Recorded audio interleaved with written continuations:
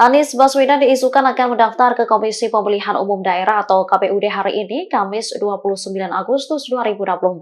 Padahal Anies sendiri telah gagal diusung PDIP dan PKB juga menutup peluang mengusung ex-gubernur Jakarta itu. Terkait kabar ini, juru bicara Anies memberikan responnya. Jubir Anies Angga Putra Fidrian saat dikonfirmasi pada Rabu 28 Agustus buka suara. Angga membantah jika Anies akan mendaftarkan diri ke KPUD untuk mengikuti Pilkada Jakarta 2024. Dikutip dari Kompas.com, dirinya menegaskan jika kabar tersebut adalah hoax.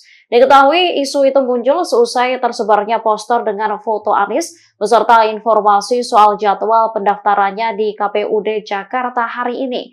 Dalam poster itu juga terdapat lambang beberapa partai yang diduga mendukung Anies maju di Pilkada Jakarta. Partai-partai tersebut adalah PKB, Partai Umat, Partai Buruh, dan Partai Hanura. Sementara PKB sendiri telah menutup peluang partainya mengusung Anies. Hal ini disampaikan oleh Ketua DPW PKB Jakarta, Hasbiallah Ilyas. PKB sendiri juga telah menemani pasangan Ridwan Kamil Suswono mendaftar ke KPU Jakarta. Kendati tak jadi mengusung Anies, Hasbiallah mengaku tetap menjalin komunikasi dengan mantan Gubernur Jakarta itu. Download Tribun X sekarang, menghadirkan lokal menjadi Indonesia.